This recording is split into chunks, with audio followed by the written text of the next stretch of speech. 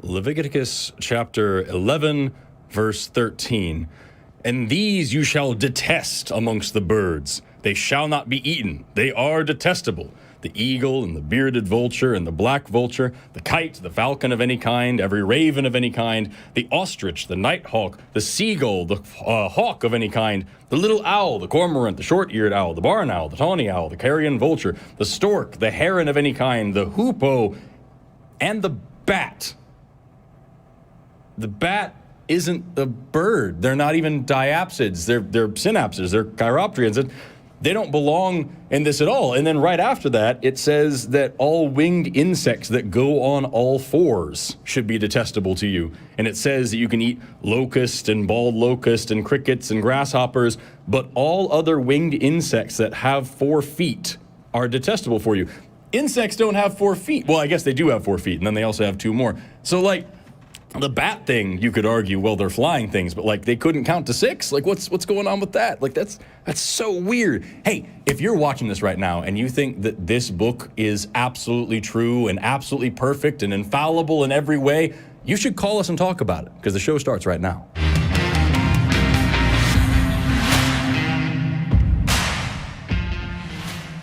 Greetings and welcome to Talk Heathen. I'm your host, Forrest Valkai, and I'm joined today by Jamie the Blind Limey and Jmike. We've got a lot of dude in the studio right now. It's really exciting. I'm so happy that you're here with us. But before we get started, I got to let you know that today is August the 27th in the year of our Lord 2023, and that Talk Heathen, as well as all other shows produced by this whole network, are product of the Atheist Community of Austin, which is a 501c3 nonprofit organization dedicated to spreading secular, critical thinking, secular humanism, and the separation of religion and government. We are a live call-in show, which means that we have open lines ready right now for anybody who wants to talk about their belief, what they believe in, and why they believe in it, with 3 people who probably don't also believe in it. We would love to talk to you, genuinely, and it's going to be a lot of fun if you do call in. But right before we get started, I got to give you the answer to last week's question of the week. New fun little thing that we do after every show, where you can go type in answers in the comments, and we might just read them here on the show. Last week's question of the week was a headline made from a Bible story using Florida Man. In the number 3 spot, we have Florida man gets so high he hears a donkey talk. It's a real Bible story, y'all. It's a real Bible story. And remember, Answers in Genesis has a whole page about how that donkey really did talk. They teach kids that. And then number 2, we've got Florida man, after leaving Sodom and Gomorrah, gets high on wife salts. Another real Bible story, y'all. A woman's home was burning to the ground, and she looked at it, and she got turned into a pillar of salt, and her family couldn't even turn around to look at her and grieve. Otherwise, they might be turned into pillars of who knows what spice. And then we've got number 1 headline, Florida man gets eaten by a whale, says he plans on staying to avoid the Florida heat. We can understand that one. That one's all good. The prompt for next week, if you want to participate in this little adventure, the prompt for next week is, what is biblical advice that could get you arrested? So go down to the comment section, either right now or sometime during the show or after the show or whenever. Tell us what biblical advice could get you arrested, and we might just read it on the show next week. Before we go any further, though, what do you guys think? Well, I'll give you a little thing. I'm going to, pardon me as I shove my phone into my face. By all means, yeah. Okay. So Deuteronomy 22, 23, 24. If a man happens to meet in town a virgin pledged to be married and sleeps with her, you shall take both of them to the gate of that town and stone them to death. The young woman, because she was in a town and did not scream for help, and the man, because he violated another man's wife. You must purge the evil from among you. I'm sorry, ma'am. It was a terribly traumatic experience. But he put his hand over your mouth, so now you have to die. Didn't scream loud enough. Yeah. Yeah, for me, I think it'd be problematic if I went up to like Farmer Fred and I just was like, well, I like your cattle, I like your ox and your sheep and all the infants in the town, but I've been commanded by God to slaughter all of them. I'm pretty sure that's not going to work in today's society, nor should it be in any society. So, yeah, Farmer Fred, killing your cattle, your ox, and the infants in the community, probably go to jail for that. For me, it's got to be Deuteronomy 21, verses 18 through 21. If a man has a stubborn and rebellious son that will not obey the voice of his father or the voice of his mother, and when they have chastened to him, he will not hearken unto him, then you bring them to the elders of the city and say, our son is stubborn and rebellious. He will not obey our voice. He's a glutton and a drunkard. And then all the men of the city shall stone him to death with stones to purge the evil among you. So learn how to be a better parent, so you don't have to stone your kid to death, because that's what the Bible tells you to do, and I don't want that to happen to anybody. That sounds awful. With that, though, please leave your comments down below. Let us know what Bible verse or what Bible advice would get you arrested. Before we begin, this is the last thing. I want to say that we are actually live in studio today, which is super exciting. We rarely get to do this. We do this like once a month. It's my favorite kind of thing to do with this show, because not only does it mean that we get to be all next to each other and stuff, but it also means that we have a live studio audience today. Take a look at them. That one's my favorite. Oh, they're all fantastic. So thank you all for being here live today, and thank you for watching this live, unless you're not watching this live, in which case just thank you for watching in general. And with that, I think it's about time to get into calls. What do you guys think? I think that's a fantastic idea. Sweet. I am liking Kevin in Oregon. Pronouns are he, him. Mennonite, but trying to deconstruct his faith, but not going well and wants some advice. So right on. Bring up Kevin. Hello, Kevin. Hello? Hey. Am I actually on the air with you guys? You were actually on the air with us guys. No, this is actually the purgatory not- of the atheist experience. Not actually quite right now. This is not Forrest, is it? This is, but that isn't. No. Who else is there? We got a mic over here. Yeah. My name is Mike. I love you guys. I don't mean to take away from anybody, but Forrest is my hero. Oh, well, thank you so much. That means the world to me. He's my hero as well, so I will second that notion. And You he smells guys are- quite nice too. I don't know how thank you can I be so appreciate it. happy all the time. I don't know how you can be so happy all the time, and I wish I could, and be so patient. I'm just thrilled to be here, man. You're like a good. You're a good Christian. Thank you. Awesome. So you want to hear my thing, or I would love to. Yeah, please. I'm sorry for talking so much. Not at all. It's a call-in show. I've been a Mennonite. I'm 62. I've been a Mennonite all my life, and like not really strict, but kind of. And I can't get away from hell. It's just driving me nuts. And your guys' usual thing of, well, do you believe in the hell of other religions? Well, no, I don't. And I don't believe in the hell of this religion, but guess what? I've got them neural pathways I talk to your counselors about. Yep. And it's getting really, I can't shake the hell. God is fucking evil. I can't stand it. But then I love God. Maybe God exists. I don't know. I'd like some evidence, like you guys say, but it's really hard to shake this.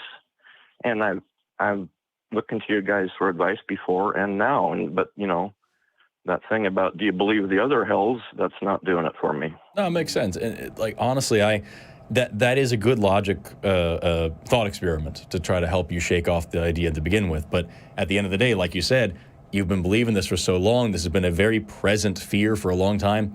I have several friends who have, deconstructed their faith and that haven't been religious for a long time. And even like years and years and years down the line, they still, even though they know for sure they don't believe this at all, they just wake up in the middle of the night like, oh shit, I'm going to hell. Like, and then it hits them weirdly because that's what trauma does. You are in an abusive relationship, sir. Is that you are dealing with the after effects of that. So yeah, if intellectually not knowing, or I should say, if intellectually knowing that hell isn't real isn't good enough to get over the hump of the trigger response, the emotional, the fear response, I don't have a tremendous amount of experience of that, but I would say my advice, if I could give some, would be to just remember that any God that would do that is evil.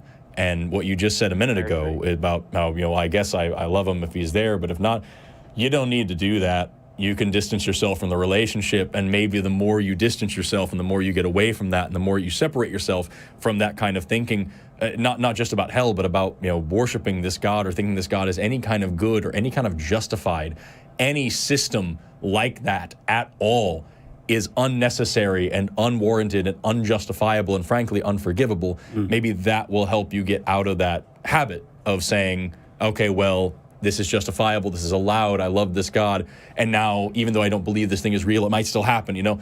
Deconstructing one more part of that might help, but I don't know if maybe you guys have some experience with specifically deconstructing that particular belief. I don't, so I didn't come out of this background. I get this question a lot, and I always feel like I'm going to give an inadequate response because it's not something I can pull from my own experience, and it's the only thing that I can really think of, because I've been thinking about this recently. I really enjoy reading like New Testament scholarship, like critical scholars on the matter. I find it fascinating, and so what I've learned about the development of hell through the intertestamental period of time before the first books of the New Testament or the Pauline epistles, up until first century Palestine and beyond, when you see like how it develops. The way that I'm thinking about this, if I was a Christian or if I had these beliefs or if I was a Mennonite, I would look into the history of this.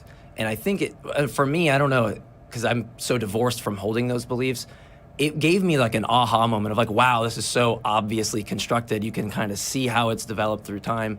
I can't think of any, I don't know if I don't really have like any specific books off the top of my head or anything I could think of, but I would look at the historicity of the claims and how they develop over time, because it might just be this aha moment for you where you see how clearly man-made it is. For me, that was the case. I didn't have such a barrier and such a wall or a hump to get over. So I think, you're tethered a lot more to something that I wasn't. So it's really hard for me to say that might be the best advice, but it's something, if you haven't considered, I would suggest. I'd like to just add, if you're not a robot. You can't turn those emotions off easily. We're not programmed. We are feeling beings, and you just have to deal with it. And that's not really fair on you, unfortunately. But I hope you're kind to yourself. Don't feel guilt if you can't shake it, or that you're some kind of lesser or broken person. You have been traumatized. You've been damaged, abused by people pushing these thoughts into your head. And please just be kind to yourself. I'm trying to. I've developed insomnia recently. I literally don't sleep for more than weeks at a time thinking about this stuff. And I'm sitting here trying to write a letter to my sister, trying to apologize and explain, and she's a devout Christian, and she won't read anything I write her because I mention God. It seems kind of ironic, just like Jesus would do. Oh, you mention God, then I won't talk to you.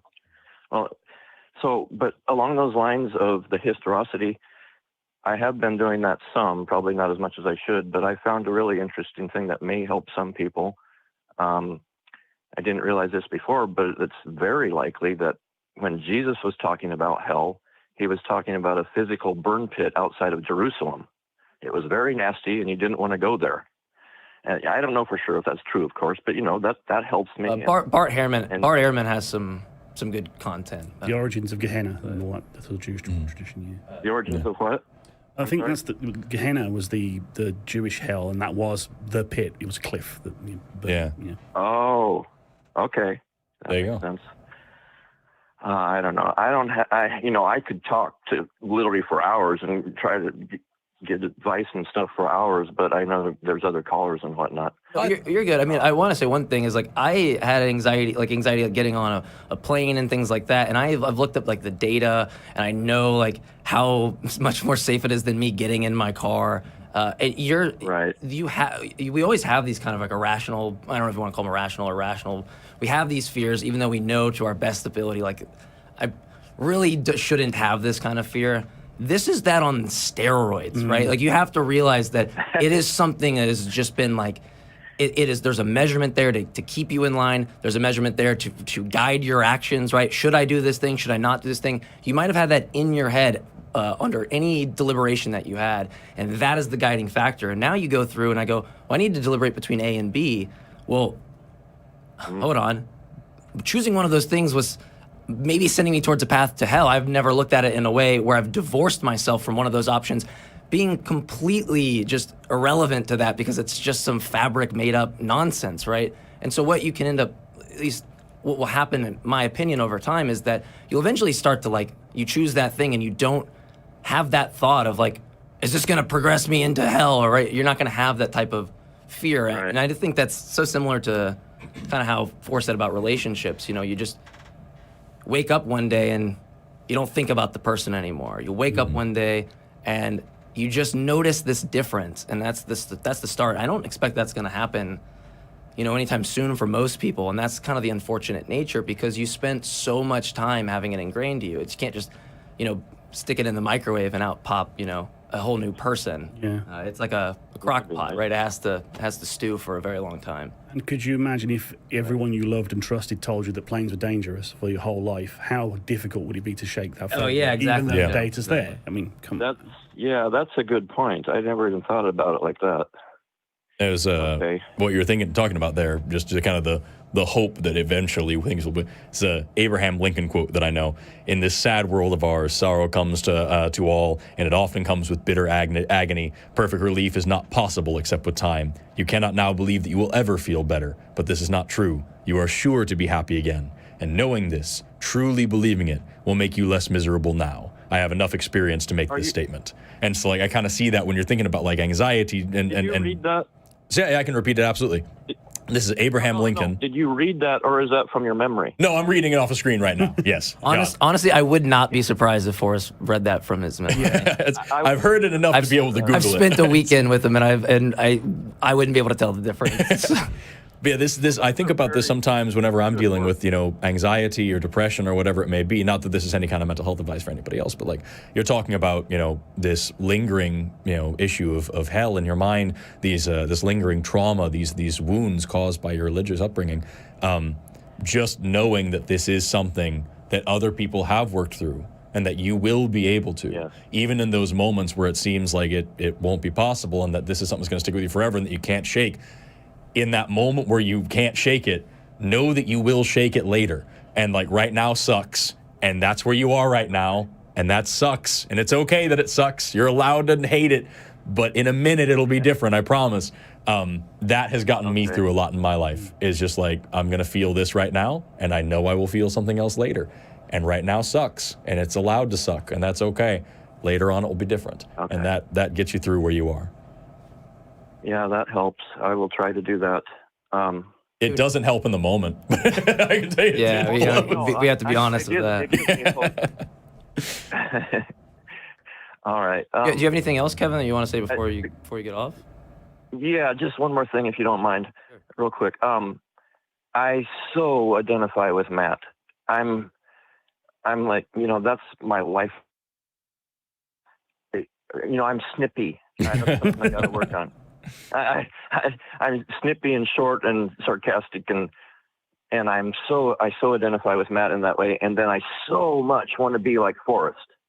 I mean, holy cow! I don't know how you do it. You've helped me so much on evolution. I thought I knew about evolution, but I knew nothing about evolution until I started listening to you. Well, thank you. you. The way you're so patient and whatnot. Just keep up being Christ-like. Hey, Kevin, I will say, carve out a space for Kevin, right? I mean, there's so many ways that you can interact with these conversations. I'm somebody that I get really pissed off, especially when I do like TikTok debates and stuff with people. Some of my friends will know how upset I can get. And I feel you. There's part of me that's like, I want to be like more of the Forrest or my friend Danny and try to get more on the, or my buddy Cease, like try to get, you know, calm, but it's tough. And the one thing I would say is that you keep that in the back, in your mind. Obviously, you don't want to, you know, you want to get upset and you want to hear somebody out, but it's warranted in a lot of these conversations. There's also like I'll promise you, you'll try your hardest and you'll say there's no reason I should even be this charitable anymore. So no, there's different personality types and different argument types. Like this show would suck if it was just me. Like we need diversity of argument styles and of talking. Yeah, I love that they're.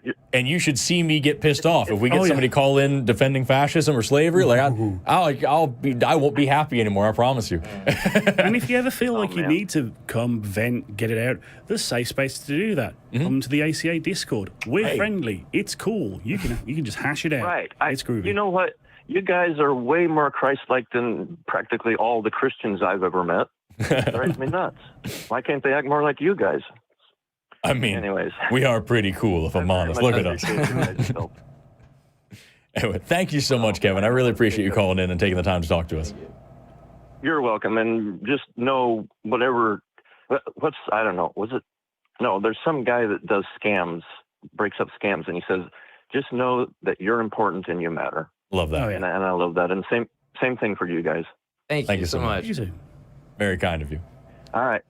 Right. Take care. Keep up the good work. See you later. Thank you. What a lovely gentleman. Do you guys know why the Amish girl was excommunicated? Too Mennonite. This is a piece. Hit that like button for more terrible. Do you think that was that a good joke, audience? I don't know. The audience is silent. They don't want to hear any more of that. Before we move on, Stick to debates and atheism. This isn't a comedy show here.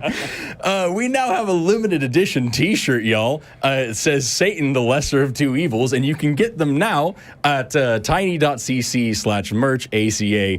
Also, please like the video, subscribe to the channel, turn on notifications. You can become a channel member as well. Click the join button on the video below, right below the video. There, you'll get custom chat emojis. It'll help perpetuate our mission of Talk Heathen and the atheist community of Austin as a whole. If you're in the chat right now, I can't see it, but you should put some of those dope chat emojis out there and let other people see them. And also, you can send a super chat with a question or a comment, and we will try to read as many of those as we can as we go along. And with that, who's our next caller, Mike? We're going to go with Krissy in Kansas. Pronouns are she, her. Was that a... I always... why am I forgetting how to pronounce this word right now? Tell me what the word is, and I'll tell you how to pronounce it. Séance? Séance. Séance. I don't know why I can't pronounce the word. I use $5 words on the show, and I'm like, séance? Yeah. Was at a séance related to her late brother-in-law and felt very out of place. So. Okay. Krissy. And yes, I know what a séance is. I just can't pronounce it. You just can't say it. All right.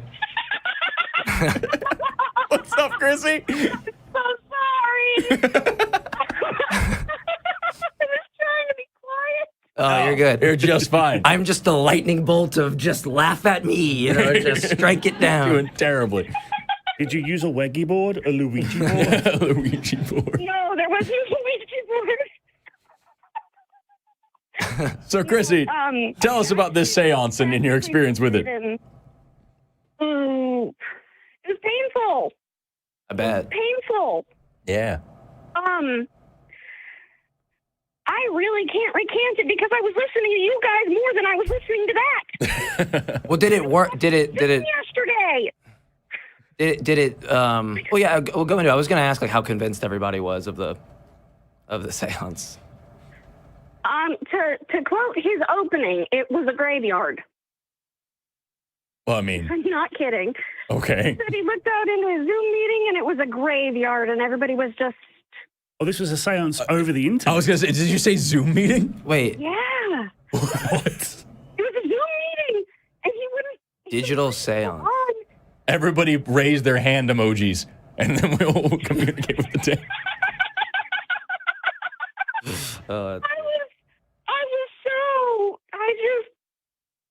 Face palm. Yeah. It was painful. What brought you into this situation where you were having a Teams meeting with a ghost? What was going on with that? My mother-in-law is in her 60s. She was trying to reach out to my brother-in-law. He passed away recently from alcoholism. I'm so sorry to hear that. So you had a family member looking for another family member over Zoom, and like, what happened? Did it work? Not for her. You have to pay in advance, and apparently he's going to be in the area You have to pay. in October. Of course you Yes, have to pay. in advance. Oh wait, you used there was a seance leader, a person you worked medium. with. A medium. Yeah. I don't know his name. I don't know his name, and I don't want to advertise. Oh, please, no, I understand. I'm just I'm putting the pieces of the story together. So a vulture contacted you guys to help reach out to your brother-in-law and over Zoom. But I mean, that's the idea. Something like a vulture. That's what they are. Yeah. Well, Only I shouldn't say I actually like vultures. Vultures are cool birds. One. Vultures are amazing, Forrest. Didn't you? Right. know that? I shouldn't insult the vultures. I'm sorry. Don't eat them, though. Don't eat them. No, the Bible says not to. So It was that his wife, her voice, I am able to distinguish between voices pretty well. I don't know if it's a unique trait. I'm not going to claim that it is, but my brother-in-law married somebody from the land down under and ended up in the alcoholism area. And he was, quote, sent back to live with his family because he couldn't seem to stop himself before it got too bad. And now they are trying to contact the afterlife to make sure that he's okay. And it scares me. That's deeply problematic for a lot of reasons. And when you say it scares you, what aspect scares you? Are you afraid that they're going to be taken advantage of, or do you have a belief in something supernatural? Sort of what's the parameters of that sort of fear? I used to think so. I used to think that I was religious. It was my grandmother that beat it into me. Words. But my grandmother, it's come to light now that maybe she wasn't as honest as she swore up and down she was. So we were raised to think a specific way. And the first time I shared an atheist video with my sister, Sonny Jmike, that the first thing she did was, no, that's not right. But at the same time, it's the same God that my grandmother sunk so much of her money into. Your instincts were sharp, obviously. Like, the seance was obviously bunk. But those kinds of supernatural beliefs they permeate society, and you can't really, especially if you had it in your family, it's difficult to separate them from facts sometimes. If you want a bit of catharsis, I would recommend looking up things like Barnum statements, hot and cold reading, the techniques of the sham medium. Not that there's anything other than sham mediums. Right. But I'm hearing in your voice that while we have a laugh at how silly it is, this is still a traumatic time. So we're not counsellors, we're not trained for that, but there's no shame or problem in seeking out help if you're feeling overwhelmed, or maybe asking your family to engage in it as well, because losing someone, especially to something as sort of bad as alcoholism, that's not easy to cope with.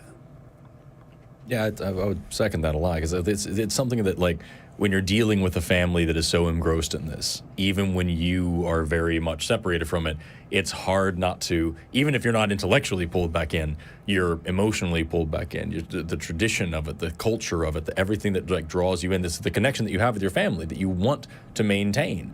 That's an attractive force back to this, predatory pseudoscience. So I think that's amazing advice, to look up how these things work, how mentalists do their tricks, how these people get away with this stuff. I can't ever recommend The Amazing Randy enough, and the way that he was able to tear these things apart. That's huge. And give yourself the compassion to have your own personal space away from that family influence, your own way of kind of getting out of that, and then just recentering yourself for a minute, and just like, okay, I know what I'm thinking, and I know what I'm doing, and I'm just kind of get your emotion out of it for just a minute. Or at least that works for me, because I'm a deeply cold and analytical and heartless person. Yeah, right. So have you tried talking with them and saying, like, look, I understand, given how emotional it is, you're looking for really anything and everything that you could possibly do, right, to make this connection that you don't want to admit probably can't happen again, whether you die and there's an afterlife or not, right? There's going to be this concern of, like, have you tried to go up to him and kind of approach it like how Jamie kind of said, like, look, I this is a serious thing. I want to value and not just, say that it's, quack pseudoscience nonsense. I want to show you my view on why what I think that's true, while also treating this with, like, real big care. Because what would hope for them is to look at you and say, look, I care about this just as much as you do, but I'm not going to let some vulture come in and prey on us at our like most vulnerable time that we have, because that's how it works in a lot of self-help areas where you have some genuine people trying to help people, and then these grifters that come in and they want to sell you something when you're at the weakest moment where you're willing to try anything.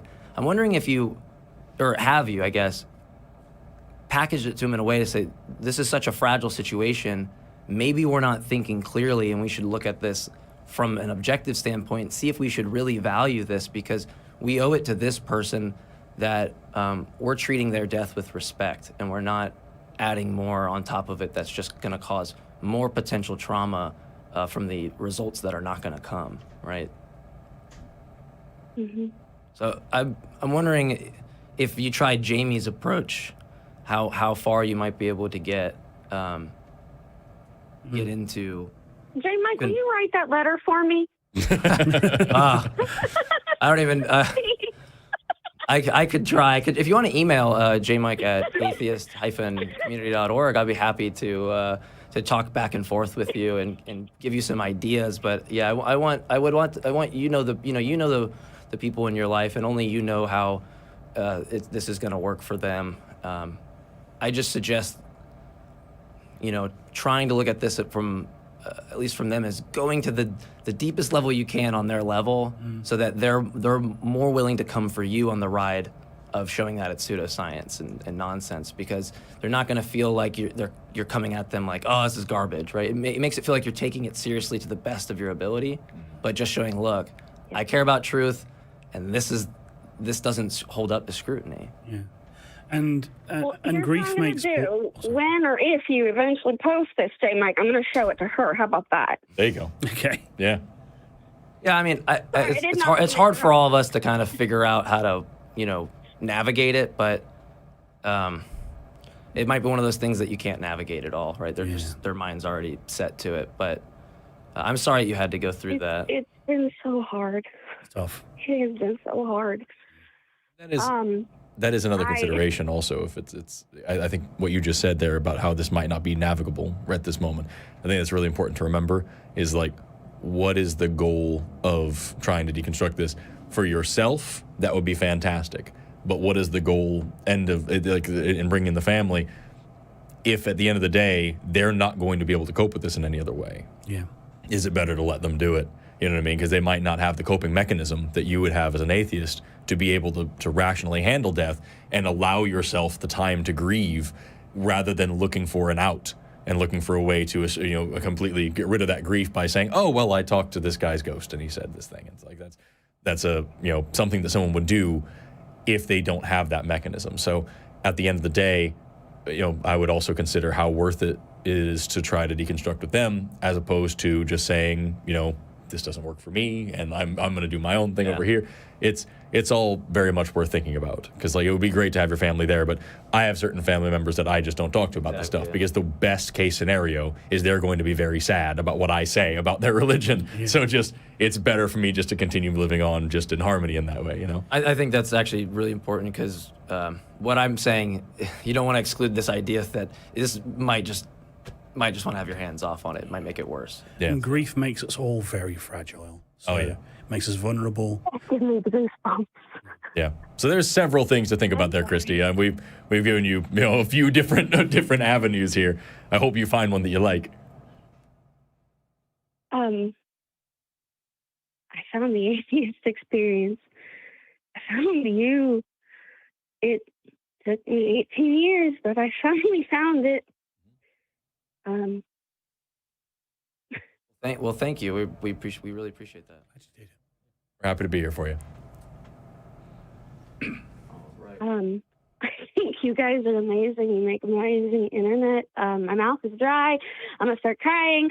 Why did you do this? Why did I call? If it makes you feel, I get dry mouth every time I do this, so I feel you right now, 100%. Yeah. My dumb ass didn't grab a water when Daryl asked me if I wanted one. I work in a call center. I just did the thing that I swore I would never do, pick up and call somebody I don't actually know. Yeah. Well, if there was ever a time to call 3 complete strangers and ask them deeply personal questions, this was the right time. I wish my kid was up, and I wish my husband was awake. But Tell them we said hello. You are fantastic. I will. I actually will, because my husband told me this. You were going to call stranger, you'll never. Nah, he didn't say the word never. He was like, I know about you and your anxiety, because he has the same anxiety. Yeah. I love him to death, and I had to remove my kid and that mode of thinking from my head in order to even lead a happy life at this point, because just believing that I was going to go somewhere like in a video game I'm going to be playing this afternoon, that's horrendous. That's awful. Why would I want to believe that I'm going to go there? Because I'm already going there. Yeah. I have nowhere else to go. When I'm gone, I'm gone. I got nowhere else. But I want to heal the earth while I'm here, because that's what we are here for. We can't do it alone. We have to do it together, and we can't do it with the current divide that exists in our country. The way that things are going now, it's just going to end in a dead end. Yeah, hatred and division never really seems to work out. But that's why we have issues of shows like this and communities like this, because community and compassion and care are all that we can do. But thank you so much, Krissy. I really appreciate you calling in. We've got a couple other people on the line we got to get to, but I really appreciate you trusting us enough to call and open up about all this stuff. It's really kind of you. Thank you. Now, before we move on, we have a couple of announcements. First of all, did you know that you can support this show and all other shows like it on this network on Patreon? Just go to Patreon TH, Patreon Talk Heathen. We also now have a separate channel that houses all of the shows from the ACA in audio podcast form. That's at tiny.cc/AEN podcasts. There they are on the screen. You can also become a part of the Talk Heathen community, just like we were talking about there. Community is super important. In our fan-run Facebook page at tiny.cc/FBTHG. And in case you didn't know, Talk Heathen has a TikTok as well. We'll be going live there before the shows on Sunday, so you can go subscribe and join the pre-show on Talk Heathen live on TikTok. It'd be a super cool thing to do. We also have some super chats already. Jamie, would you mind run through those with us? What? Or somebody, whichever one. The blind limey thing? Yeah. No, I realized immediately after I said it.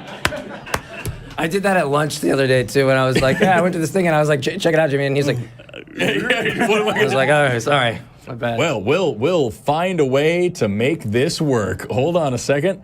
I can only see this one for now, so it's what I'm going to read. We've got $5 from somebody. Great lineup. I wish I was in Austin. Separation of church and state and a little American flag emoji. Hell yeah. We've also got Kelly Laughlin, a member of 2 years. Thank you so much, Kelly. $5 here. What do you think is the best ACA show, and why is it the nonprofits? Yeah. Disco gang, represent. Hey, Kelly. I miss secular sexuality. Christy Powell's awesome. But yeah, we've got, I'm sure, other ones that I will learn how to access in a moment. Until then, I every day, the crew is like, hey, here's your setup, and here's the announcement, and here's the super chats. I'm like, I will find a way to screw it up. Is this thing connected to this thing? I don't think so. It isn't. No. It sure isn't. We have another caller on the line, though, and that's what we'll do while I figure out how to work technology. We're going to go to Bryn in Texas. Hey. Pronouns are he, him, and very recent, last week, atheist, and wants advice on where to go from here. So this will be very cool. An interesting call. Yeah, it's been crazy. I've been watching y'all's show nonstop, and it's led me down a rabbit hole, and I'm just kind of lost. Well, sounds like you found something, right? So you're not completely lost. Why don't you give us like a little background on what your views were, and like maybe a little synopsis on how you kind of got out of that. I was raised Lutheran, and I've spent quite a bit of time in Methodist and non-denominational churches. At one point, I was a youth pastor, and just slowly kind of fell away due to being excommunicated because my dad swore at somebody, to several different things, like me standing up at the Methodist Church when they were preaching hate against homosexuals, trying to say they were a sin above all other sins. And I'm like, that's not what the Bible says. It says we've all sinned and we're all equal. So like I had these like contradictions building up over time. And I was sitting in a humanities class 2 or 3 years ago, and when they talked about how I had never heard that there are different, or who was it? Moses' story is copied from another Indian story, I think it is. And it's been this slow disillusionment of all of this stuff. But I found y'all's stuff on YouTube by mistake, and it's now destroyed my algorithm. But I've started listening to Dr. Bartram, and that essentially just destroyed everything, with him going through the fact that the Bible is effectively just been used as a tool by the powerful to whatever. I'm lost. It's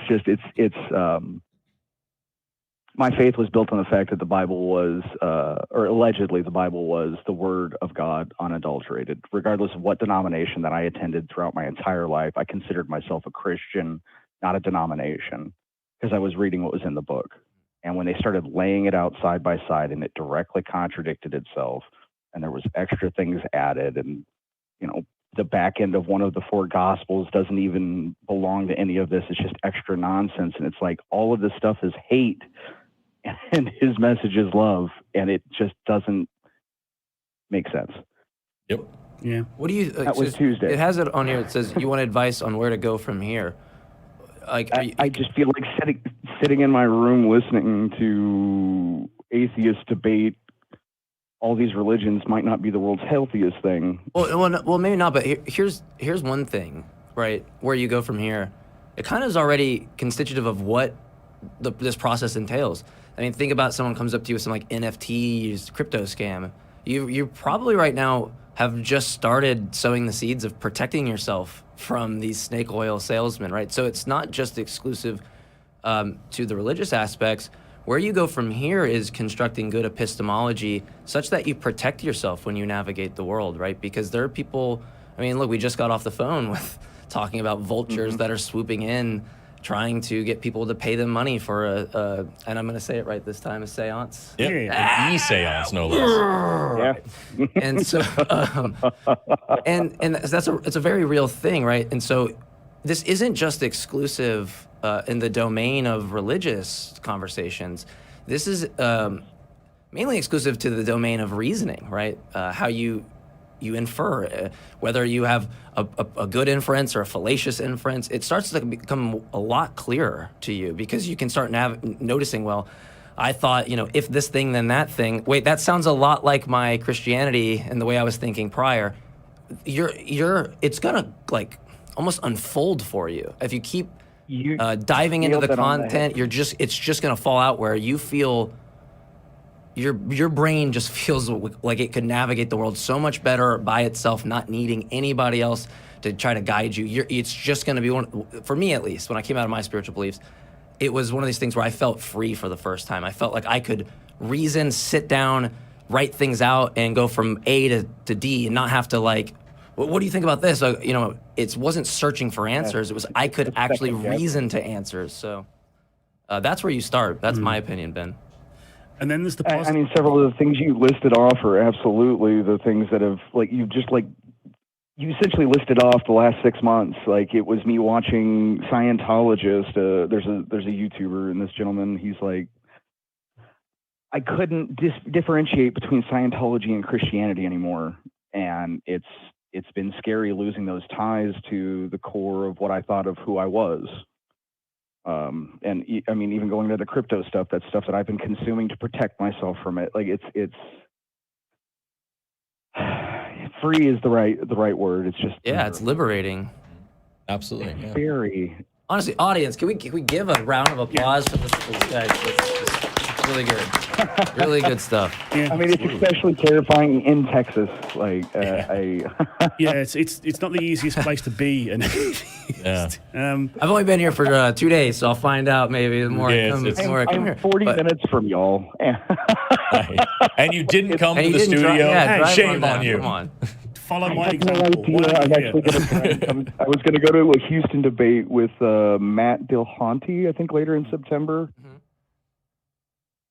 Well, You'd love to come see it. stop Tell by them. if you're that close. I mean, we'd love to have you. We have a big audience right here right now, and so we love to have anybody. If that, Where can I find the information for y'all's next live audience? I'm so glad you asked. Yeah. I've got to scroll to it, but I actually have that as one of the announcements today. We did not pay Ben for the segue. Not a sponsor. We do live shows here the last weekend of every month, so you can come see us here in the studio. Here it is. If you happen to be in the Austin area, September 24th, 2023, for the Bat Cruise weekend, then please consider joining us for the live broadcast of Talk Heathen and the Atheist Experience. Talk Heathen will be hosted by Objectively Dan and Sophia Spina. And the Atheist Experience will be hosted by Objectively Dan and Jamie the Blind Limey. Doors open at noon, and we hope to see you there. That's the thing that I'm supposed to say later, but now you get it early. Because you're special. Isn't that nice? I feel special. And it does feed into what I was going to say. There are positive things in religion, in things like community and togetherness and a sense of purpose. You can find those things elsewhere. These beautiful people are here in this way. And whatever you got good out of religion, find a secular alternative and go for that. You also have the opportunity to quit looking for authority figures to tell you what to think. Because that's what religion's really good at. And now you have the awesome opportunity. Jmike talked about the freedom to reason for yourself. You'll be shocked. You may be to realize that you can sit there and deconstruct and pick apart and dissect every single thing that you hold dear, every single thing that you hold, and it might be overwhelming for a little while. But if you ask me anything, why is slavery wrong? You won't just get an answer about because it's bad. You could have a detailed reason for these beliefs, and that works for everything about why science is cool or why you have certain moral values. As you go through these thoughts, you'll start to find little threads and little roots and little nerve ends that are still connected to that religion from the past that you can still pop out and put something solid and concrete in its place and actually build something upon yourself. So you're at the very beginning of an awesome journey of self-discovery and re-rationalization of everything that you know and coming into your own as a totally new person and realizing a lot of the coolest things about you aren't because of this, but were actually just you all along, and taking out all the trauma that was associated with all these issues and just living a fuller, happier, more vibrant and more fun and more loving and more exciting and admittedly more terrifying life as well. Oh, yeah. And that's awesome. That's just so much fun, dude. I don't necessarily know if it's, not even if that more terrifying. Yeah. The whole thought of hell was added to the Bible later on. That's something I learned last night. It's what? Yeah. Yeah. What? And now you have the darkness to look forward to. I find myself exclaiming what to myself? I'm playing video games with this on my other screen with y'all just 24/7 at this point this last week. And I find myself pausing and going, wait, what? Mm-hmm. Yeah. And you may have heard calls where there's just antagonistic people calling in and they don't, they just want to say their piece and we have a tete-a-tete and people go, why do you bother talking to these people?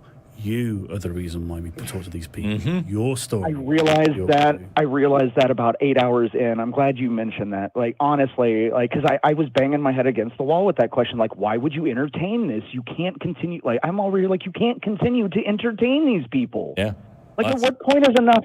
But maybe that's the angry atheist phase starting. I don't know. It is ubiquitous. When you realize you've been lied to for that long. No, God, be angry. If you get pissed off. And also, we were talking to, we just had the Bat Cruise yesterday, and we were talking to fans about exactly that. Somebody was asking me about, what's the strategy with different people that you talk to when you have somebody who's just terrible and, just isn't going to listen to you. I'm an educator. I've been doing it for like 10 years, going out and doing shows and programs and workshops and classes and all sorts of things. And anytime I'm ever on a call, just like anytime I'm ever in a classroom, every time I'm giving a lecture, every time I'm doing a show, anything, the questions on my mind are, who am I really talking to? And what's the goal? What am I trying to get out of this? So like in a call like that, I'm not talking to the caller anymore. I may be addressing the caller and using the caller as the tool, but like I have two options. I can either try my damnedest to bring this person in and fail, guarantee fail. Because if somebody tells you that you're not going to change their mind, you need to believe them and not waste your life on that. Or I can risk pushing this person further away and lose nothing, but end up bringing in a lot of other people like you who are already on the fence, who are already starting to question, who are intelligent enough to really rationalize through what they're actually thinking. And they might, end up freeing themselves from this oppressive thing, from breaking the chains of this religion. And that's super worth it. And that's the goal. That's part two. The point is to try to make as many people as happy as possible and help as many people free themselves as possible. That's what this whole organization's about. It's a deconstruction center. And so, what you're telling us here is a success story that makes this all worth it. And it warms all of our hearts. All of our black little atheist hearts are so happy right now.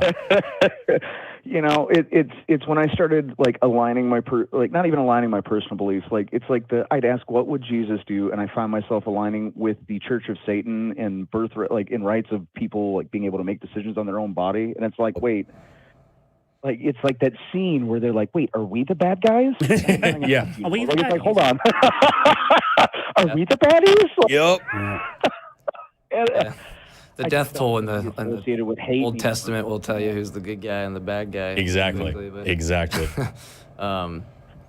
It feels like evangelical Christianity has just absolutely destroyed any shred of my ability to associate with it anymore, and it's awful. I don't blame you. I mean, we literally. You said you were homeschooled as well. Sorry to cut you off. Oh, you're fine. That's the whole reason I called, was because you said you were homeschooled in Christianity. I was like, oh my God, I felt so alone being one of us say this, and to hear that, I don't know if any of us were homeschooled in Christianity, but I'm sure somebody among us surely was. Oh, it must have been the live stream from. Yeah, it was none of the three of us, but we know people like that for sure. There are other hosts of this show who have been through the conversion, who were believers and aren't, and it's because of their interactions with us and other people like us that brought them out of that. Or malaise. just reading the damn Bible and seeing how evil it is and how horrible it is. I've literally been trying to disprove y'all all week. I'm like, okay, I disagree here, and then I pulled up the other guys talking. I'm like, everyone is saying the exact same nonsense. So then I have the Bible that has all the side-by-side references, 4 of them, and I'm just like, no, this is nonsense. And you know what? That is such a common story that we hear from people where they say, I was, trying to prove Christianity right. I was trying to prove that there was a good argument for God, and the more I looked, the more I realized there isn't one. Or I was trying to prove evolution isn't true. So I started learning about evolution. I realized it actually makes a lot of sense. Not to say that evolution and religion are necessarily competing, but in our culture, they kind of are. That's so common. That's the whole reason I was homeschooled. Yeah, it's exactly. And I have a friend. She is a PhD candidate studying bioanthropology, the study of the evolution and biology of human beings. She was raised in a Christian household where she wasn't allowed to learn about human evolution. And one day she sneaked off into the pantry with her textbook from school and started reading the chapter she wasn't allowed to read. And she was like, oh shit, that actually works. I get it. And that's why they withhold the information from you. I tell the story all the time. It went from clay person and McRib person to oh wow, okay, this makes sense. Yeah, my favorite is good figure. When you have somebody say, "Oh, life can't. You can't make life from a rock. Evolution says we all came from rock." Well, what if you grind up those rocks really, really small? Of course not. No. Well, what if you got the tiny rocks wet? What if it was wet tiny rocks? No? Okay, then you admit that humans can't come from freaking clay, right? I agree with you. God, so frustrating.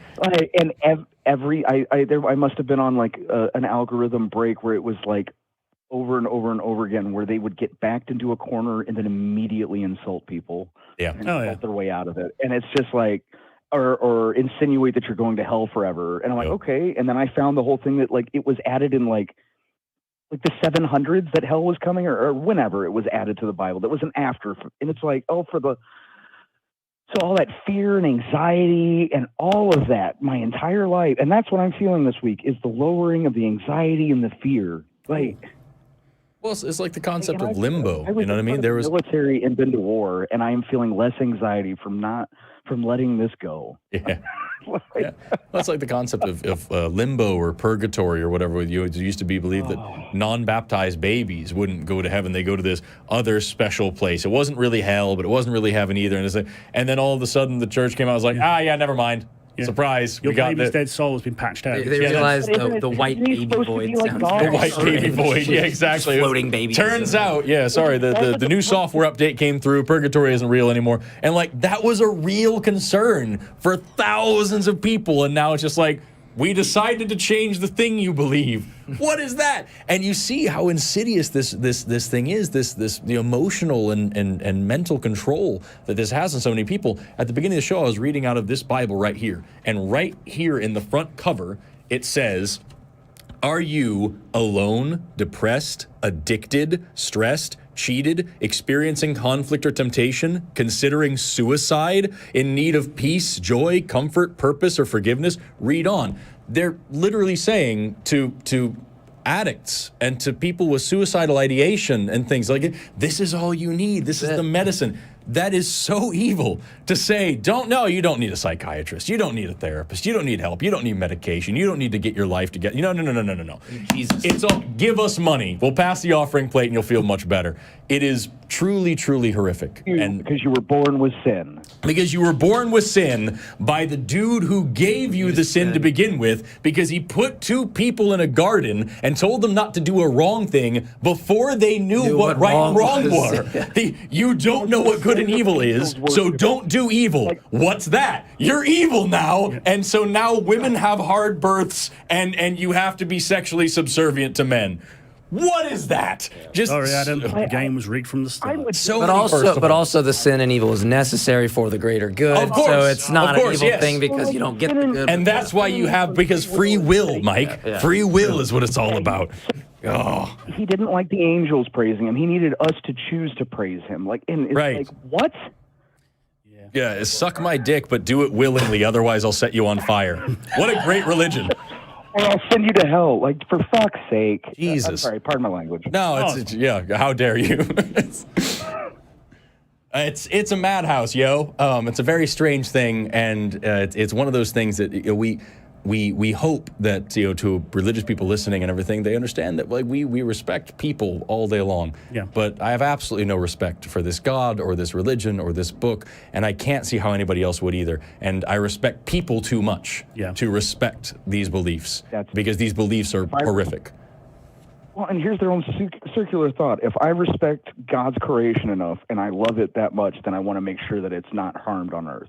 Yes. But yet all they do is actively try and harm us. And I think the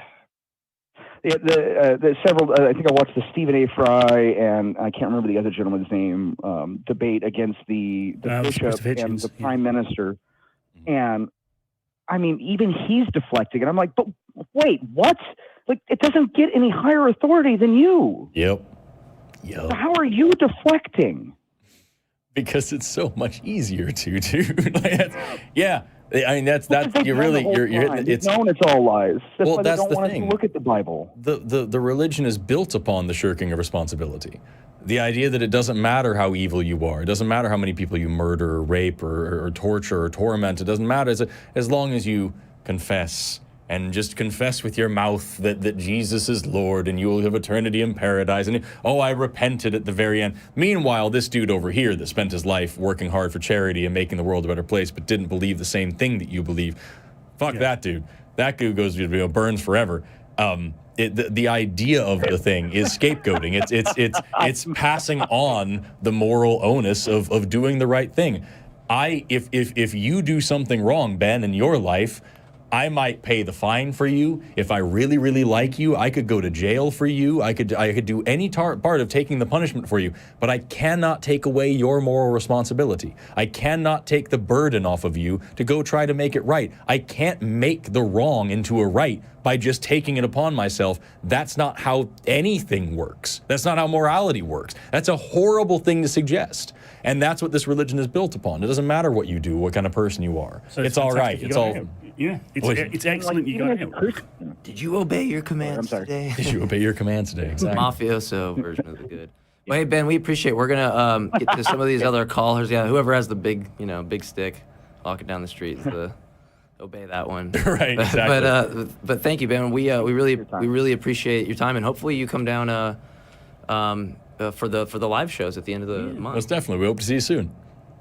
Absolutely. Thanks for your time, gentlemen. Have a wonderful morning. Take care, Ben. See you later. Yep. What a nice dude. Yes. Before we move on, I have two things. Number one, the ACA wants you to know about what's going on in our community, and that we've got an updated website. You can head over to atheist-community.org, where you can learn about the organization itself, its policies, and how you can get involved, because we're all looking for new people. And also, we want to hear from you. We want to know what things that you do and don't like about these shows, so we can make them better all the time. So if you thought something was effective, or if you thought that something was really important, or you think that we could do something better, then please email us at tv@atheist-community.org and let us know what you think. And the second thing, good news, everyone. I figured out how to work the computer. Yeah. we've got a couple of other super chats. It turns out I can move this over here. And we've got Ross Settles, I think, sent $10 to say, thanks, Jmike. I'm in a similar situation to Krissy, and your advice really helps. How very kind. Wow, thank you. I didn't even do anything. 10 pounds from Twinkle Toes. How twinkly are they? Hi, guys. Great show as always. Jmike, what was your religion, and what was your turning point to becoming an atheist? Oh, you make me go back. I didn't have a religion. It was more of a new agey kind of spiritual belief. I want to say like the new age kind of stuff. I'm divorced from a lot of the crystal clutching kind of stuff that I see. So mine was like let's put it this way, from experiences that I had that were whether altered or not. I had developed beliefs that I thought there was more to reality that we can't really perceive in our. I think people today say like 2D minds or 3D minds that we go get the 4D plane or whatever. And so I had conversations with some friends about the experiences I had and tried to convince them that we're all connected in this way, and I've seen this, and their responses back to me humbled me so quick, where it was like I had nothing to say. I couldn't. Like, I could tell I was up against, like, a black belt reasoner. And I'm just throwing everything I can at the wall to the point where, I've left, like, feeling defeated. And it started this kind of process of looking into more. I found, like, it started going more into the religious thing because my buddy was an atheist. So he showed me things like why doesn't God heal amputees.com and stuff at the time. And so all these kind of sites. And so I got pushed into those. Watching a lot of those clips. And when I became an atheist, I actually found the book in the library. The first book I bought is called The Atheist Bible. It's just like a bunch of quotes from just like random celebrities. Oddly enough, Dave Matthews is quoted in that, so I didn't know he was an atheist. But and so I started reading that, and then it was just really once I started reading the Bible itself, then I was like, I think I'm an atheist. I don't think I believe in any of this stuff and the religious stuff. And so that's really kind of how it came for me. It was coming out of a spiritual thing and kind of unfolded into everything else, where I was just like, yeah, I don't think Islam is true. Yeah, I don't think Christianity is true either. And then now it's like I think they're all false through the amount of time that I've spent on it. So, yeah, Yep. Right on, man. Then we also have $10 from Rob Nagy. Out of 4,000 religions, denominations, and faith tribes, what makes all other religions not on the upfront debate and discussions like Christianity, Islam, and Mormonism versus all others?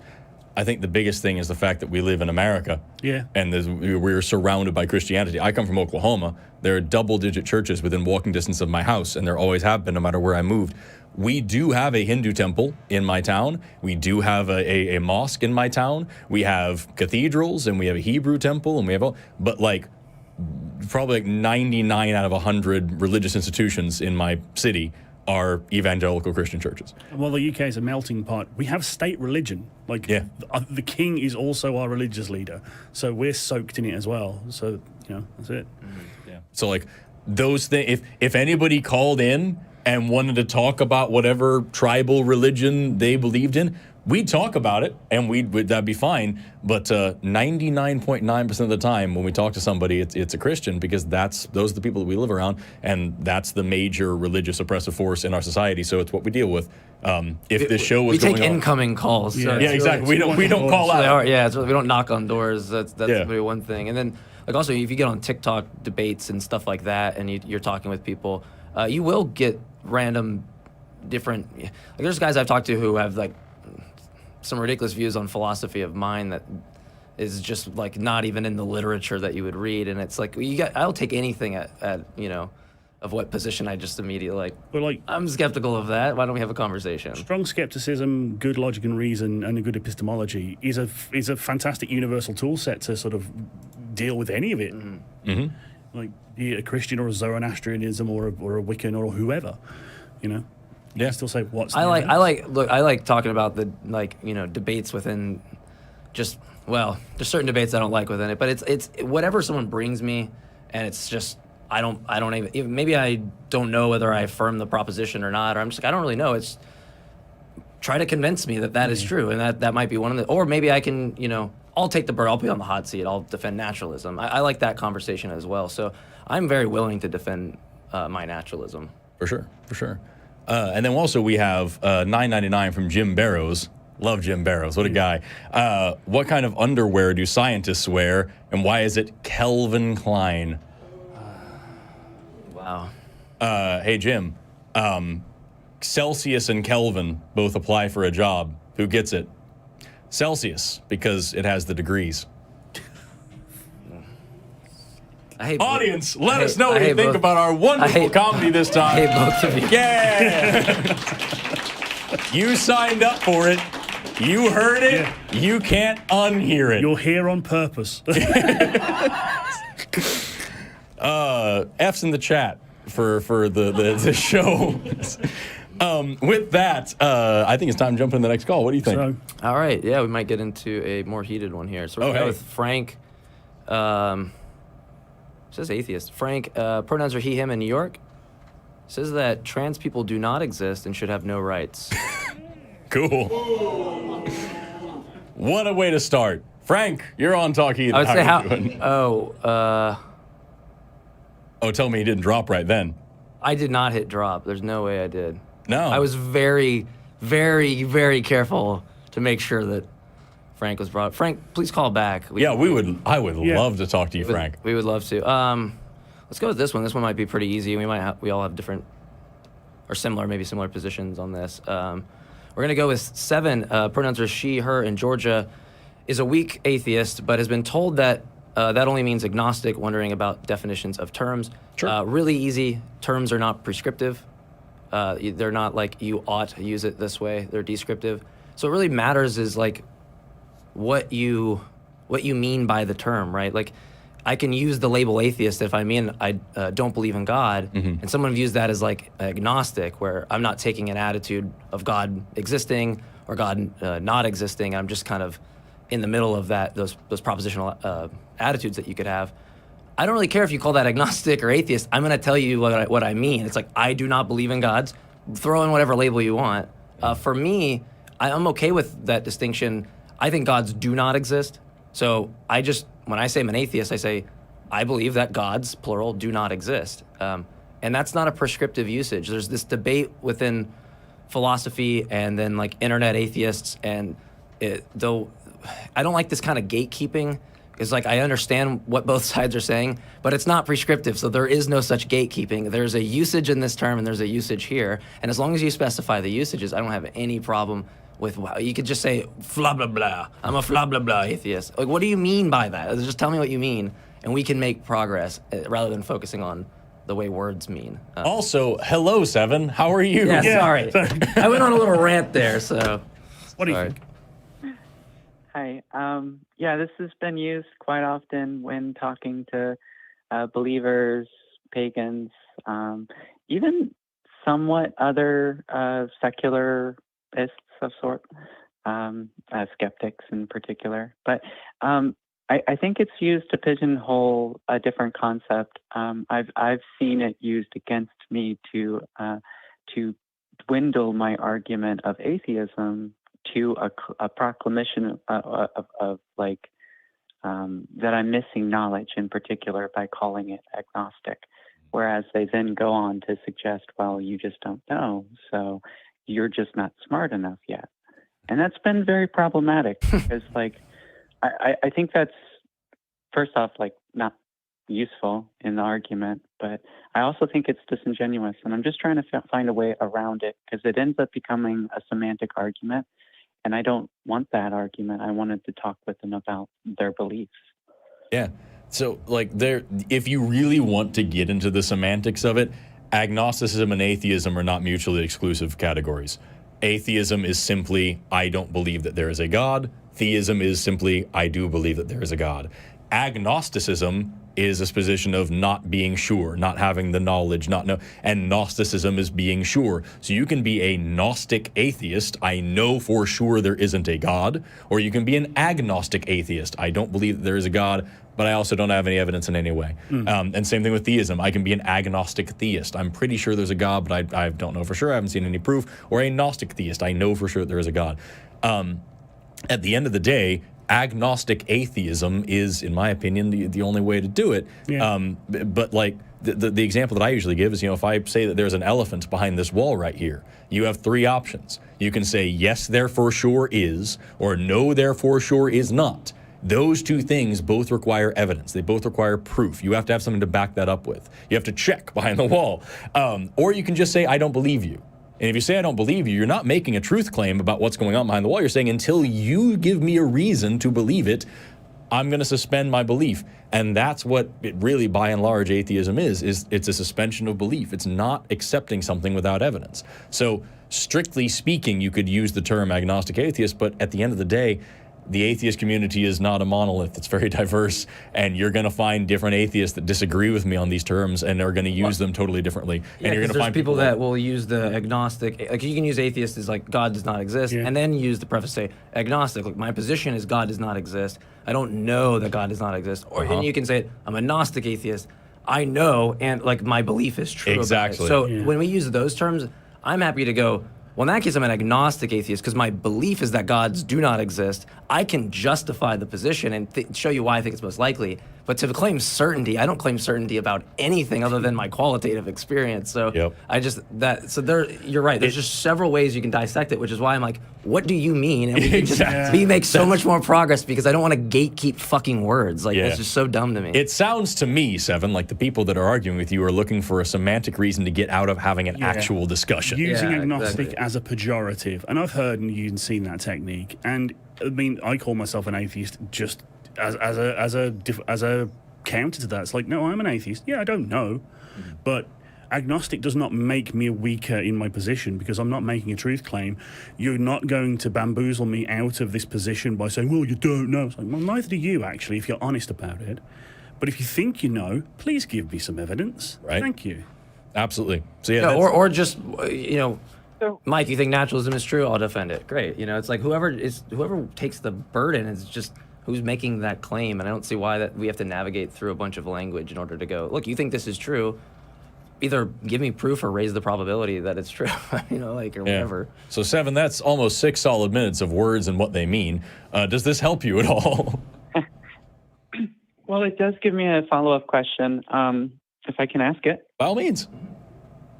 So Gnosticism would be to knowledge, agnosticism would be the lack of knowledge.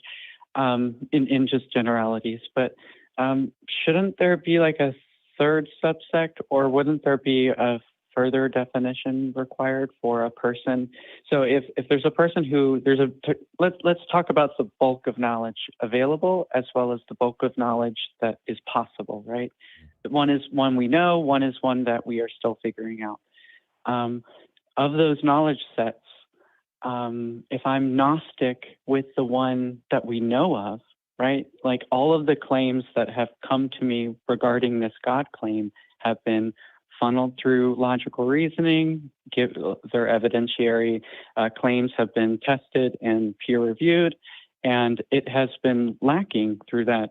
Like, what would that be called? Because it's not saying that you know that everything about that. Well, are you packing in certainty with knowledge?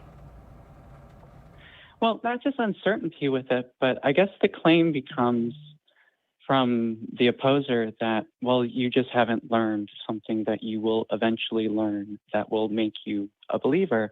And I think that's disingenuous, because of the subset of all the claims that have been like presented to me over the course of now 20 years, trying to defend Christianity and other religions in particular, they haven't been valid. They haven't been useful. And that's like, what word would that be? Because it's not Gnosticism, because I'm not suggesting that Well, it's going to depend on your notion of knowledge, because like some people are like fallibilists where you don't need certainty on justification. So it's like doesn't require any notion about certainty.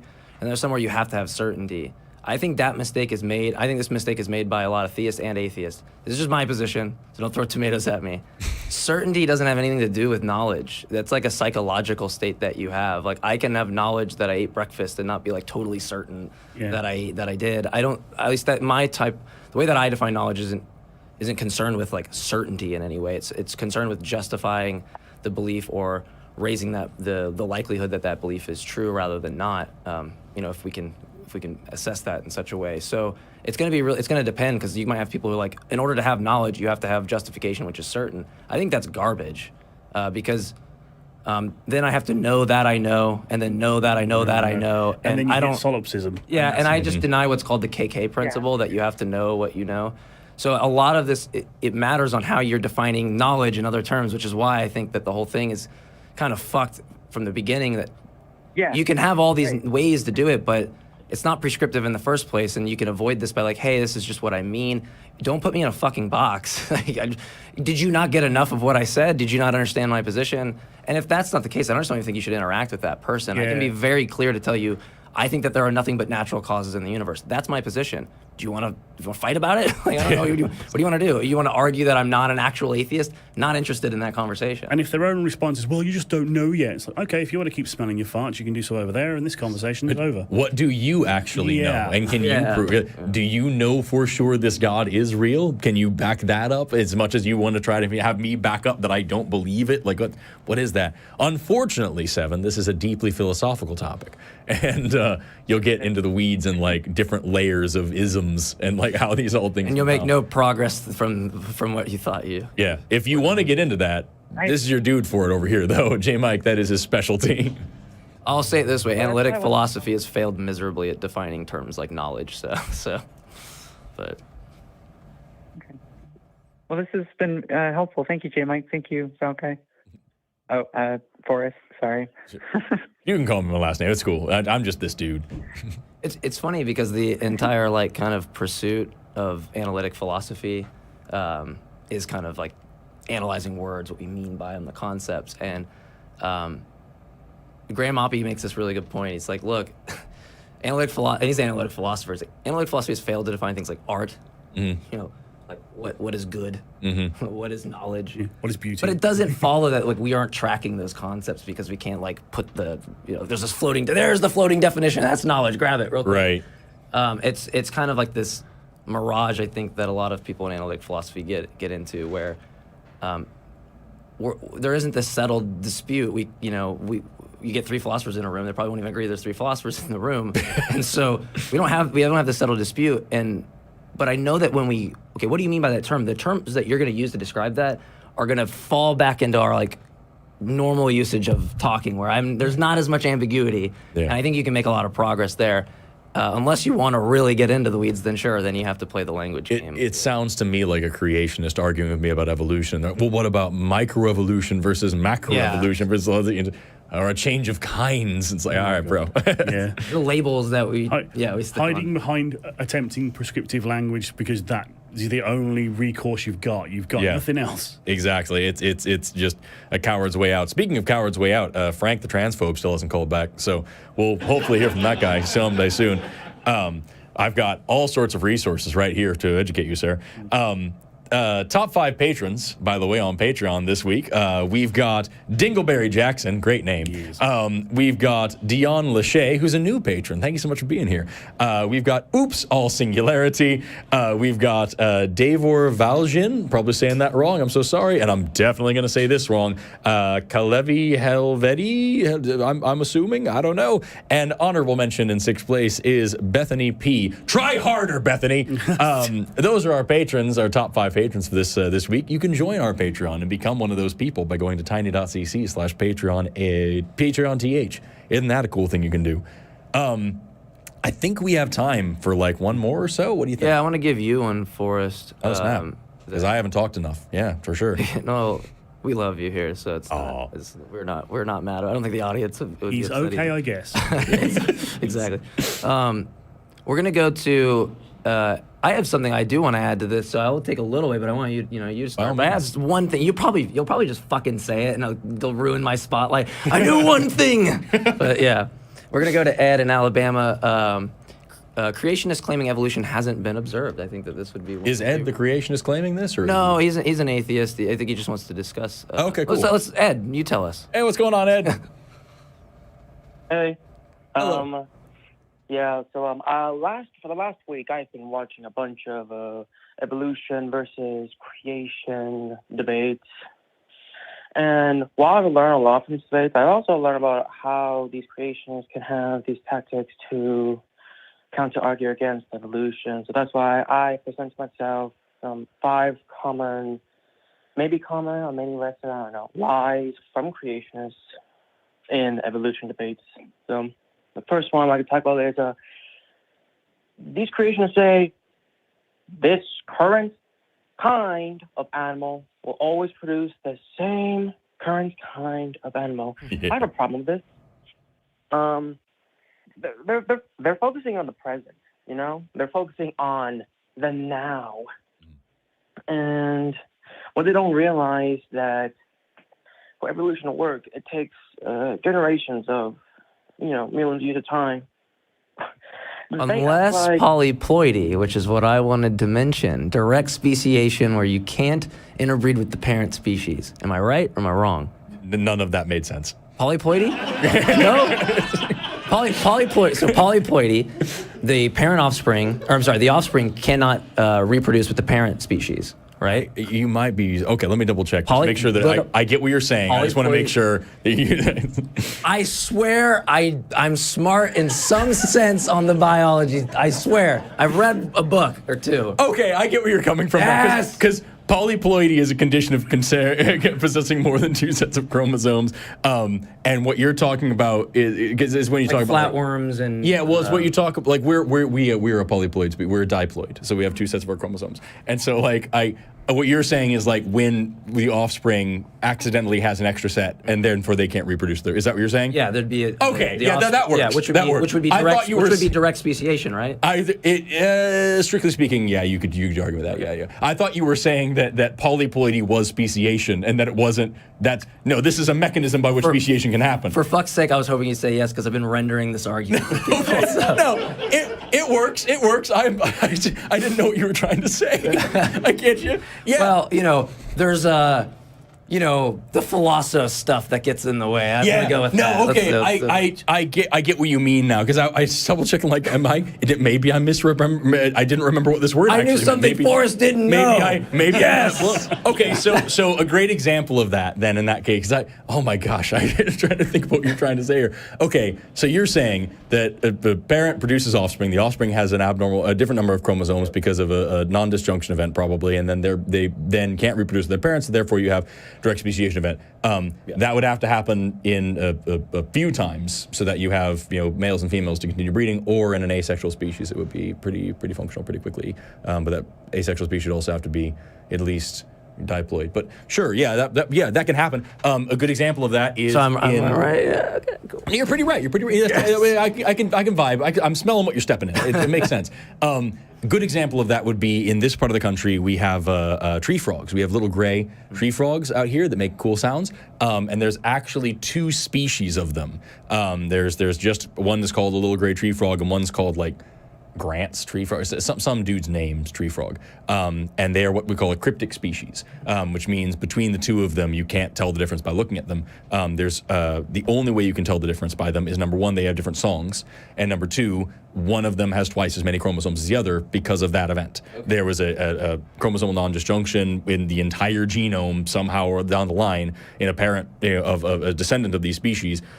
Just one of them didn't separate, and you have twice as many chromosomes. And that's not unheard of at all in the animal kingdom. There's some animals where that is the way sexual differentiation happens, is like the males are all haploid and the females are all diploid. Ants are this way. So like, yeah, you could totally say that that's a speciation event for sure.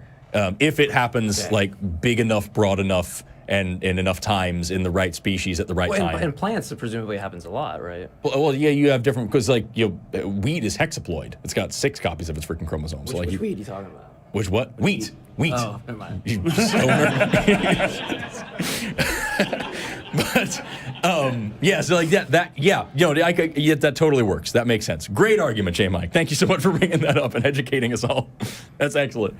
Yeah. God, that could have gone so fucking terrible for me. I had no idea what you meant.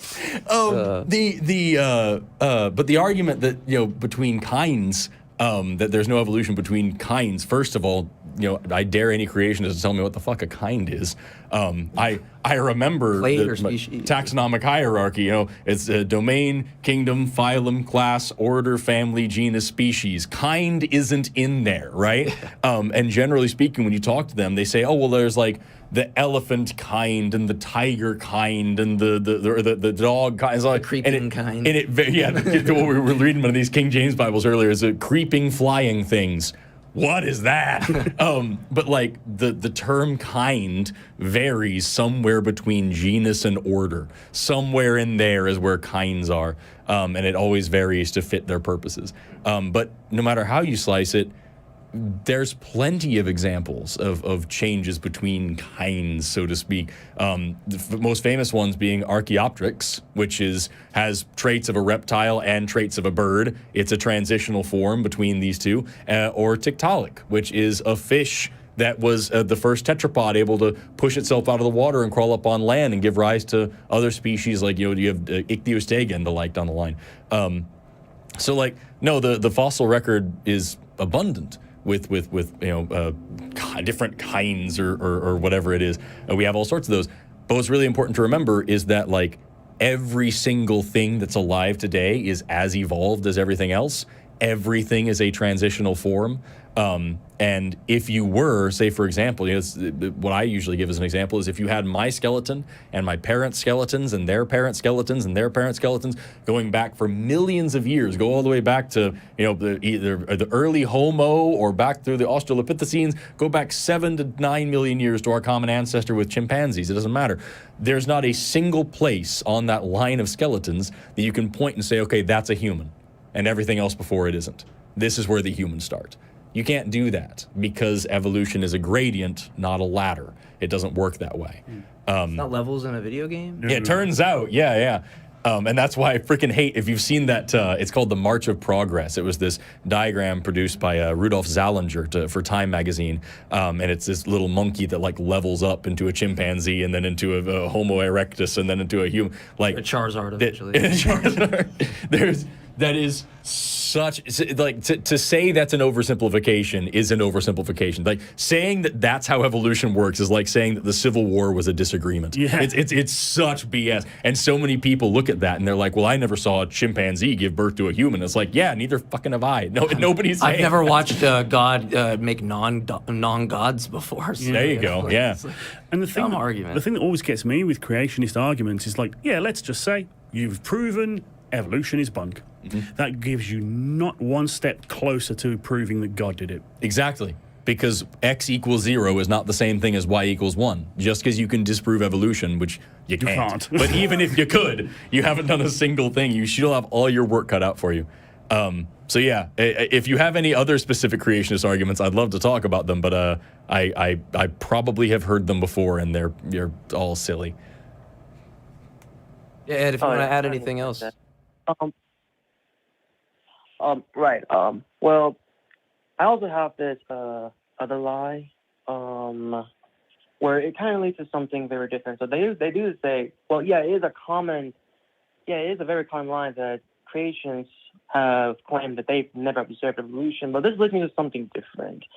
The creationists let in some sort of circular reasoning where every time the creationists say it has never been observed, the scientists will say, oh, yes, we do have evidence, we do. And then the creationists deny, and then the scientists will point out, but you cannot deny it. The evidence right there. Don't be ignorant. And then here's where it starts. The creationists will accuse the scientists of putting in ad hominem attacks. And thus, returning back to the statement that because you gave me this ad hominem attack, you never gave me proof. I still stand. I don't know if I agree with that last one. I don't know with the ad homs. I mean, like, obviously people will, but yeah, I feel like a lot of people don't know what an ad hominem is. It's like it would be an ad hominem attack for me to say you are stupid, therefore you're wrong.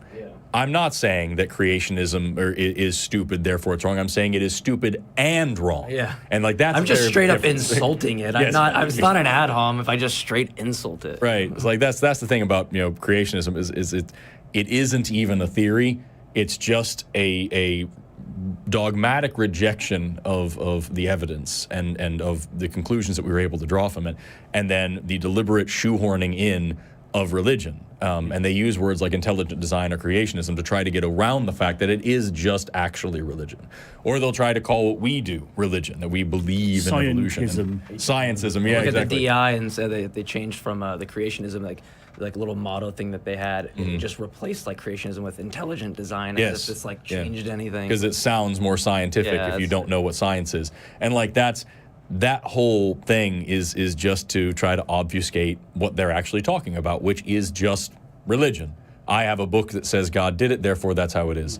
And the arguments always boil down to, well, say we don't have any transitional species in the fossil record. Say we've never seen a fossil at all. You don't then get to say, I don't know, therefore magic. That isn't how science works ever. Oh, fuck. It isn't how science works ever, especially not when you're trying to actually, debunk the glue that holds all of biology together. Nothing in biology makes sense except in the light of evolution. That's what Theodosius Dovsansky said. And so without that knowledge, without our understanding of how species evolve, we don't know anything. Biology becomes this pile of random factoids that mean nothing when put together. But with evolution, those facts weave together into a magnificent tapestry that makes up everything that we know, not only about ourselves, but about agriculture and medicine. The fact that you are alive today in a society like we have is because of our understanding of evolution. The fact that you get a flu shot that's different every year is because of our understanding of evolution. The fact that you take antibiotics the way that you do is because of our understanding of evolution. The fact that when you go to the grocery store, you can buy apples the size of your freaking hand and not tiny weird little berry things is because of our understanding of evolution. And what's freaking crazy to think about is the fact that we've been utilizing evolution before we even knew what it was. Back in it talks about in the Bible, it talks about shit that you can trace back to actual evolutionary theory. Aristotle talked about actual evolutionary theory. And just because of the course of the past, arguably 400, but really especially 200 years, we've been really digging into this understanding of like how species change and like where things come from and tearing apart these old hierarchical models of biology. It has no bearing on the fact that right now we can see evolution with our own eyes, both in the laboratory and in the field. And every single line of evidence, from embryology to homology to genetics to polyploidy, to polyploidy, right? It's all of these things all point in the exact same direction. And that's how science works. It's not a dogmatic thing. If we were to find a single piece of evidence that went against evolution, we would either change the evolutionary model or throw it out entirely. But it just so happens that every time we find something that looks a little bit weird, we look a little closer at it, and sure enough, there's freaking evolution at work all the time. And what's most important, and I promise I'll shut up after this, what's most important is that evolution is the logical conclusion of the most basic axioms of heredity, inheritance, just biology in general. If you understand that DNA exists, that genes are heritable, passed on from parent to offspring, and that they come in different flavors, which we happen to call alleles. There's not just one eye color. There's not just one hair color. There's not just one height. There's not just one skin color. There's not just one kind of limb, right? Because these genes come in different flavors, then it logically follows that different flavors of genes, different alleles, would be better suited for life in different environments. You can have all the best genes to be the perfect freaking penguin, and you're going to die in the Amazon rainforest. And the best, most magnificently, elegantly, perfectly designed boa constrictor is going to die in Antarctica because it doesn't have the right alleles to survive there. The only difference between any two living things is their DNA. And so if you're honestly going to say that we understand all this stuff about life, but life doesn't evolve, you're just not taking what we know about life to its logical conclusion, which is evolution. And that goes back to the potential for the saying, oh, you're using ad hominem. You're not. By saying you are willfully ignoring evolutionary evidence, it is a willful ignorance, and that's an attack on their idea, not the person, I think. Yeah. And they go, oh, it's an ad hominem attack. It's like, well, then read the books and give me actual refutations if you can, but you can't. Yeah. It's deeply frustrating. Anyway, I hope that answers your questions, Ed. I hope that us ranting and raving, I say us, I hope me ranting and raving about this like a lunatic while these two people are calm and passionate about it. I hope that helps. No, it's okay. That's fine. Well, thank you, Ed. We're going to close up the show here. We appreciate you calling. And Hold on. sorry, go ahead. I have something to say. It's a little very, very quick. Sure. Okay, yeah. I finally left Jehovah's Witnesses.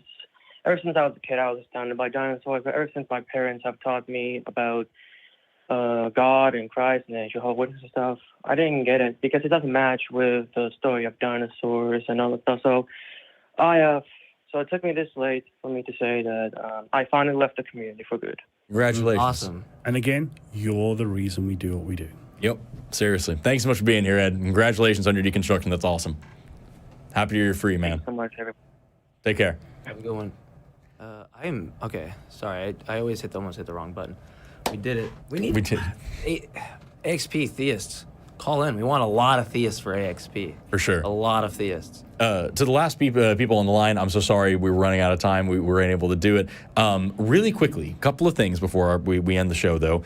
Number one, have you ever said to yourself, I really love the content that the ACA creates, but I wish that there was a way for me to see it all the time, forever? Well, now you can. We've got you covered. We have a 24-hour live stream, and then on top of that, another 24-hour live stream. 2 24-hour live streams. That's 48 hours a day. You can watch the things. AXB TV delivers constant stream of shows, clips, and specials over the 26 seasons of the Atheist Experience, and now Talk Heathen TV as well provides you with clips from Talk Heathen. You can watch or just listen to your favorite hosts, and they deliver some of the weird things that we've said over the years. You can discover new hosts you've never even heard of and new clips that you've never seen before. You can go to tiny.cc/AXBTV or tiny.cc/HeathenTV to join in the fun.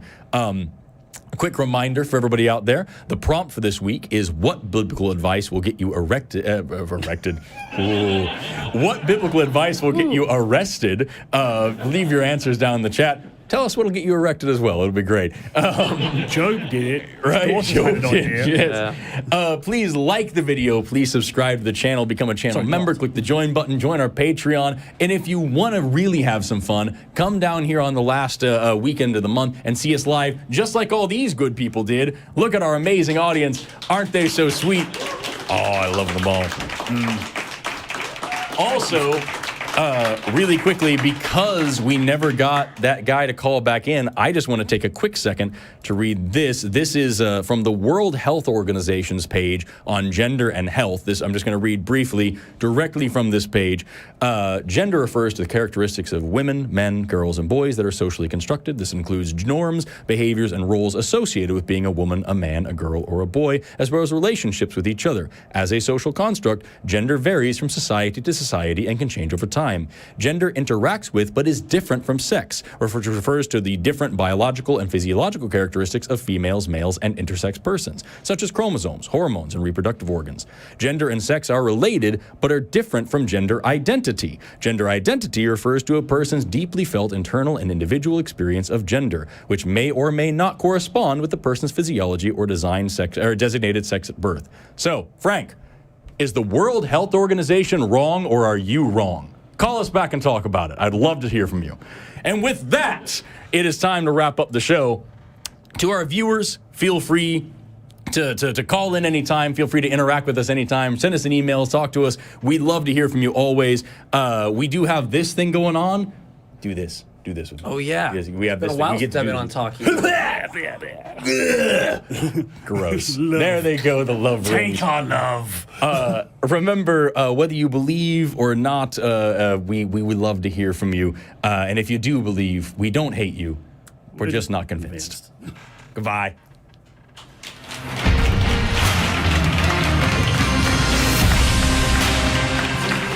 What a weird outfit.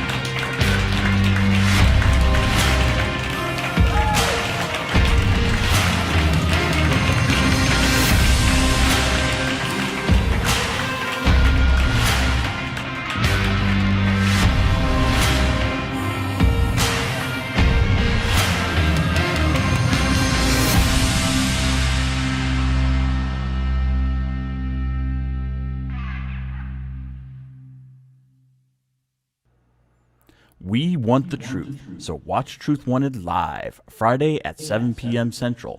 Visit tiny.cc/YTTW and call into the show at 512-991-9242 or connect to the show online at tiny.cc/calltw.